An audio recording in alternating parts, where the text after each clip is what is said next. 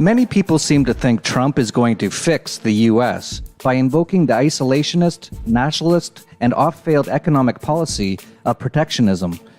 But as Ludwig von Mises put it in Nation, State, and Economy, from the purely economic point of view, nothing speaks against free trade and everything against protectionism. In other words, there is no economic argument in favor of protectionism. It's not a viable economic policy.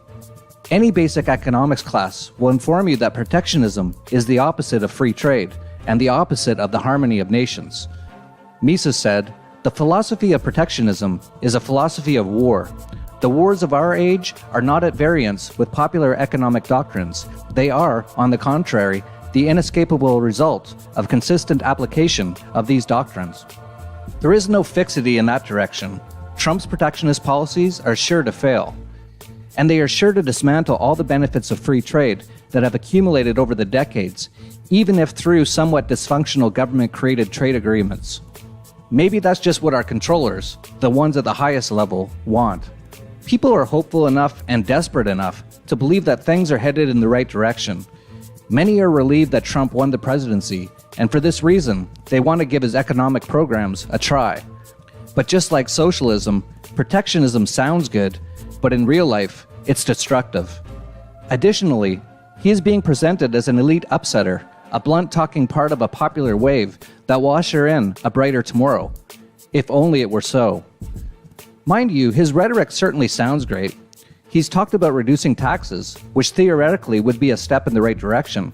But without a spending reduction or privatization plan to offset this drop in state revenues, that also means the total U.S. public debt would go even higher. And he has backed off a lot of his tax reduction talk as a result since being elected. He's talked about draining the swamp, but most of his appointees are crony capitalists, Wall Street insiders, and the same old neocons who regularly inhabit the swamp. Now, as though he was running out of populist charm, he's talking about protectionist policies in order to save jobs by placing a 35% tariff on companies who leave the US and begin importing products into the country that are made elsewhere. But this will not help the overall US economy. In fact, it will worsen it. As Ron Paul has stated before in layman's terms, the expense of a tariff is simply passed along to the consumer. The trouble is that people forget. They're both producers and consumers.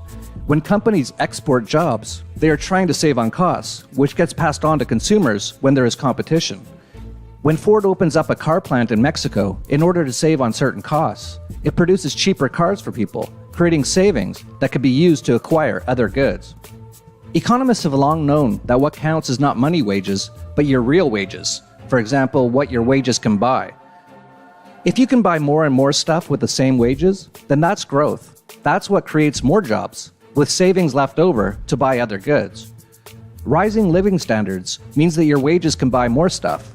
Higher profits allows companies to expand, to invest more.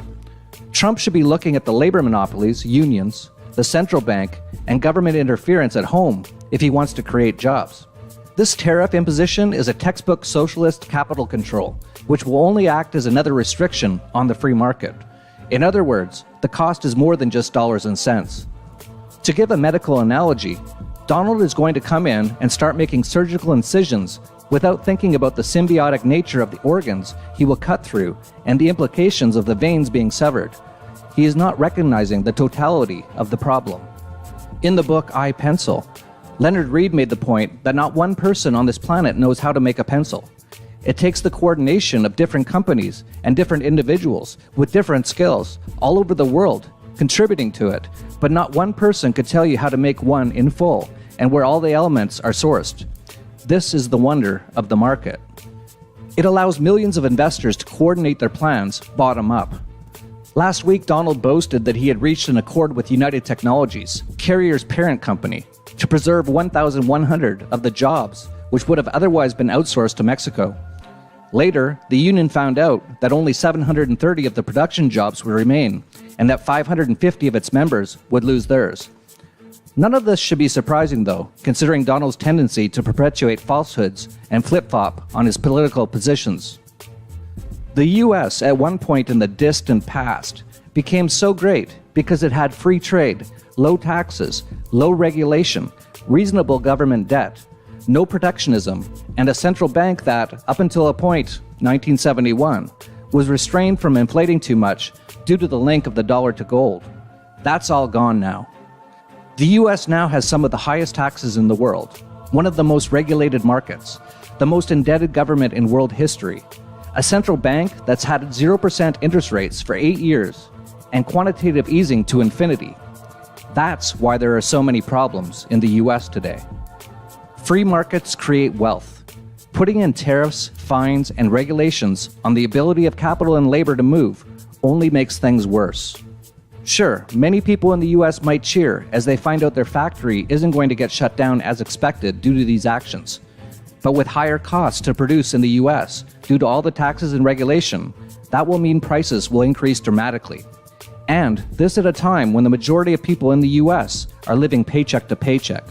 If all the items at Walmart that are currently mostly imported from China were made in the US, you'd see percentage price increases in the triple digits. In other words, get ready for the food riots. Plus, if Trump really institutes protectionism, there will be less demand for the US dollar, which will cause its value to drop dramatically. This, of course, is very good for things like gold and Bitcoin, but very bad for your average American and the US economy. Now is the time to start moving your funds into these kind of assets so that you can not only preserve your wealth, but also expand it exponentially. As soon as the US dollar starts to crack, people will flock in droves to these kind of safe havens. To find out more on how to shelter yourself from the upcoming calamity via gold and Bitcoin, and to receive a free copy of our book, Getting Your Gold Out of Dodge, click in the notes above or below this video. To see more of my views on the changes in store under a Trump presidency, check out this interview I did with Luke Rudowski of We Are Change. This is Luke Rudowski of We Are Change.org here in Acapulco, Mexico, and I am joined, of course, by the one and only dollar vigilante, Jeff Berwick. Now, Jeff has a very interesting story.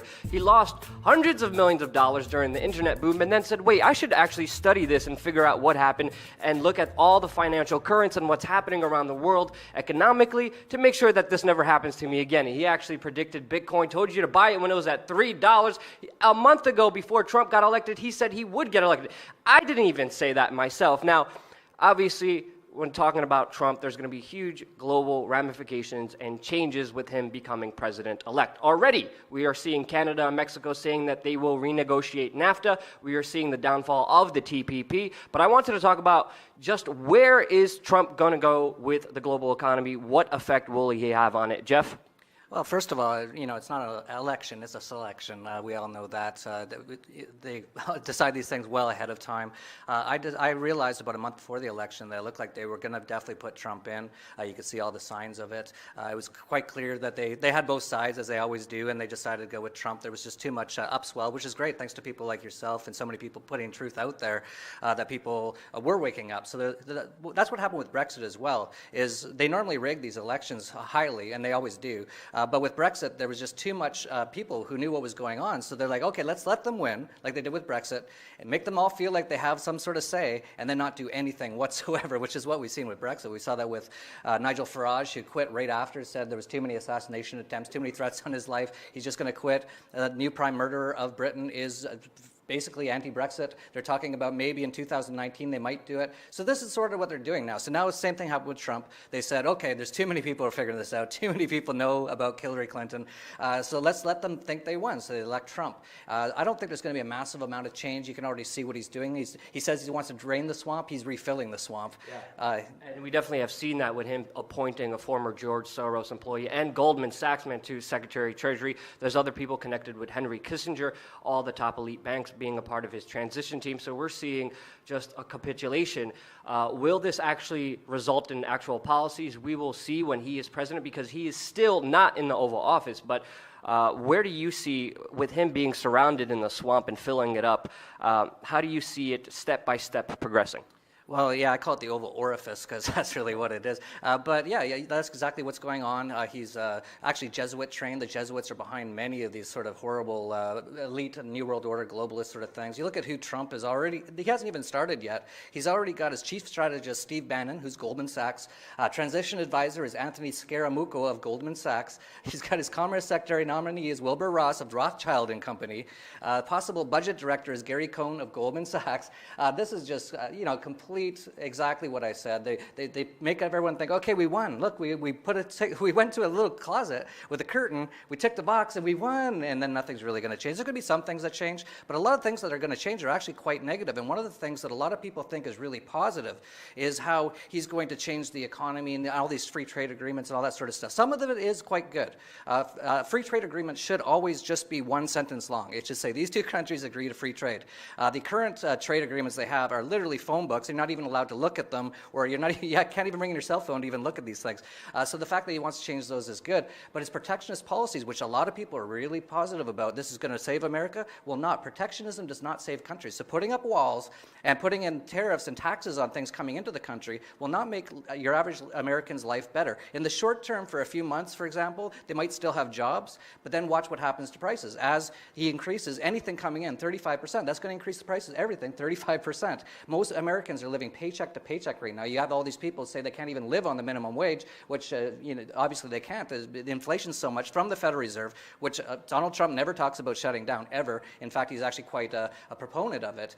So all the major things, all the things that need to be washed away are the Federal Reserve. That's one of the biggest issues in the U.S. and the world today. The IRS needs to be washed away. He's not talking about getting rid of it. He says maybe we'll lower some taxes. He's already backed off on a lot of that. The drug war, he wants to actually increase that. He wants to have stop and frisk like in New York everywhere. It's going to be a complete police state. He's already talked about maybe shutting down the internet. He wants Edward Snowden dead, I believe. So this guy is absolutely, he's just another face. It's just two puppets. It's the same boss, the same as the old boss. Yeah, it's definitely a conundrum covering him because he says things that are so popular and people resonate with it so much. But then you actually look at some of the other things he says and it scares the crap out of you, like spying on everyone domestically. But just getting back on track here, I mean, he is inheriting a huge bubble within the United States. I mean, we just reached, 19 trillion in debt. With the U.S. petrodollar previously being attacked by Russia and China, how do you see the future of the dollar since it is at a very strong point right now? Well, first of all, these protectionist policies that he talks about wanting to institute will be very negative for the dollar. George Bush put in some protectionist policies as well right after 2000, which caused the bear market in the dollar all the way up to 2008. So that is going to be very negative for the dollar, which is going to be very positive for gold and silver and Bitcoin, which is almost at new highs again right now. So all those things are in play about what exactly is going to happen, what's going to change. But it's going to be interesting to see exactly. You brought up a great point. He says so much. He's on Twitter. I actually said he puts out more mixed signals than a quarterback with Tourette's. He says one thing and then another thing. He's just nuts. And I think that's just all confusing people. We'll see what he does, even if he gets in, because of course they're still talking about possibly not even putting him in. And I think it's December 19th. They're going to have the Electoral College, which is another BS, your vote counts sort of thing, where already a lot of the Republican guys have said they're not going to put him in. So we'll see what happens. But you brought up the biggest point of it all, and that's the only thing that anyone should be talking about is the U.S. national debt. Now at $20 trillion.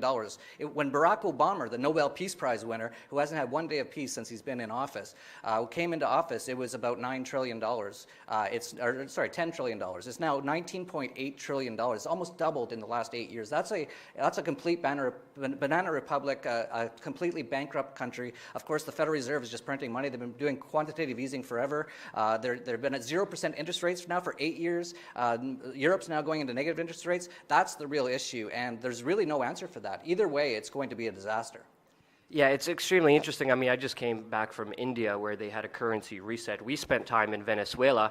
Luckily, we didn't die in the murder capital of the world. But you've been, having your fingertips on a lot of this economic news that a lot of people don't know, and you also share it through your newsletter. And we actually have a discount for We Are Change listeners. You get 10% off with the promo code We Are Change. All the information will be in the description below. But we also have Anarchapulco, where hundreds of people all over the world come down here to this beautiful, amazing place for an awesome conference that Jeff puts together called Anarchapulco. And to check that out, the link will be in the description below. I'm also doing a Change Media University boot camp, some life coaching. I don't know what I'm going to do, but it's going to be definitely worthwhile to have 100% student success with the people who participate in that. And also, the information for that will be in the description below. Jeff, what else do you have going on? Because I know you got the newsletter, you got Anarchapulco. What's the latest with you? The Dollar Vigilante has been keeping me so unbelievably busy. I was supposed to go with you to Europe in November, and I just canceled with the whole election thing. There was so much stuff going on.